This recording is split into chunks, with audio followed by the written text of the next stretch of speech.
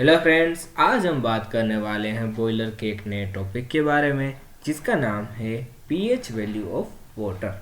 ठीक है, सबसे पहले तो हम यहाँ पे पीएच वैल्यू का क्या मतलब होता है वो हम देख लेते हैं। तो जनरली जो पीएच वैल्यू है वो दो तरीके से हम डिफाइन करते हैं, पर यहाँ पे हम सिर्फ एक ही तरीका का यूज़ करेंगे। ठीक है, तो पीएच वैल्यू का मतलब है कि पानी में मौजूद H+ आयन का प्रमाण। तो यहाँ पे मैंने पानी इसलिए लिया है क्योंकि हम यहाँ पे बॉयलर में ज़्यादातर पानी ही यूज़ करते हैं, इसलिए। ठीक है, तो पानी में जितना H+ आयन होगा उसके प्रमाण के आधार पर हम वो पानी एसिडिक है या फिर बेसिक है वो हम यहाँ पे देखेंगे। ठीक है, तो पानी को जब आप दो भाग में कन्वर्ट करते हैं या फिर दो इस आयन में बांटते हैं तो वो दो आयन में बढ़ जाता है। एक बढ़ता है H+ आयन में और दूसरा होता है OH- आयन में। जो H+ आयन है उसको हम हाइड्रोजन बोलते हैं और जो OH- आयन है उसको हम बोलते हैं हाइड्रोक्सिस। ठीक है, तो नंबर ऑफ H+ आयन की संख्या multiply by number of OH- ion की संख्या, तो दोनों को अगर आप मल्टीप्लाई करेंगे तो आपको मिलेगा 10⁻⁻14 ग्राम पर लीटर। ठीक है, दोनों का मिला के इतना होगा। अगर आप 25 सेंटीग्रेड तापमान वाले शुद्ध पानी को लेंगे तो उसमें जो आयन का प्रमाण होगा वो सेम होगा दोनों में। जैसे कि H+ का जो प्रमाण होगा वो होगा 10⁻⁷ ग्राम पर लीटर और OH का जो प्रमाण होगा वो होगा 10⁻⁷ ग्राम पर लीटर। ठीक है, दोनों में सेम होगा। अगर पानी में H+ आयन का प्रमाण ज़्यादा है तो उसको हम एसिडिक बोलेंगे और अगर पानी में H+ आयन का प्रमाण कम है तो उसको हम बेसिक बोलेंगे। ठीक है, ऐसे ही अगर पानी में OH का प्रमाण ज़्यादा है तो उसको हम बोलेंगे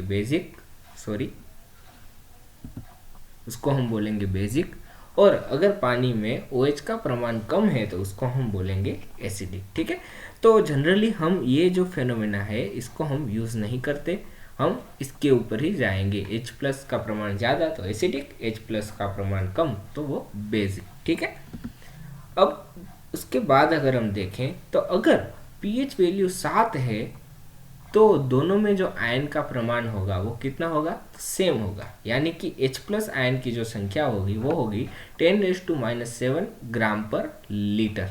ठीक है, वैसे ही OH की भी होगी 10⁻⁷ ग्राम पर लीटर।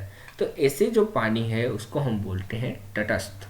ठीक है, फिर उसके बाद अगर पीएच की वैल्यू 3 है तो ध्यान रखिएगा, पीएच की वैल्यू 3 है तो हम तो आपको पता है कि H+ से डिफाइन करते हैं। तो पीएच वैल्यू 3 है तो उसका मतलब कि H+ आयन कितने होंगे, तो वो होंगे 10⁻³ ग्राम पर लीटर।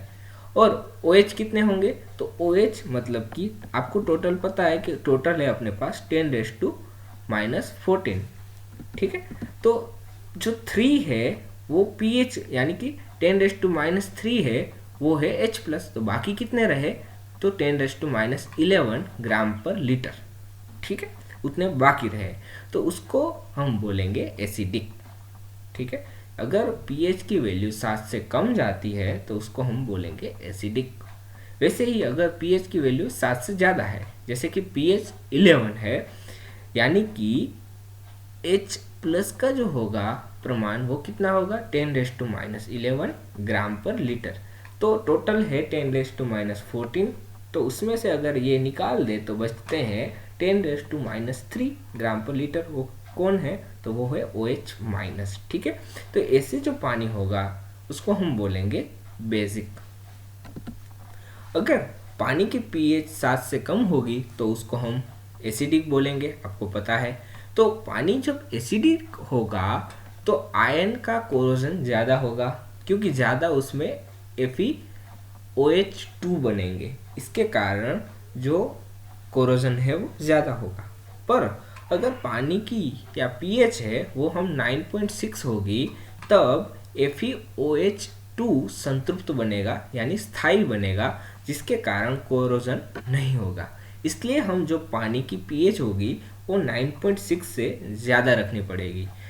ठीक है, उसको हमें अल्कलिनिटी बनाए रखनी पड़ेगी उसकी। अगर उसकी अल्कलिनिटी हमने बनाई रखी तो FeOH2 होगा वो पानी में अद्राव्य रहेगा, अनडिजोल्व रहेगा, जिसके कारण एक प्रोटेक्टिव लेयर बनाएगा और ये प्रोटेक्टिव लेयर कोरोजन नहीं होने देगी। ठीक है, तो यहाँ पे उसको अल्कलिनिटी बनाए रखने के लिए या फिर उसको अल्कलाइन बनाए रखने के लिए हम सोडा एस, कोस्टिक सोडा और ट्राइसोडियम फॉस्फेट का उपयोग करते हैं। ठीक है, so thank you for watching.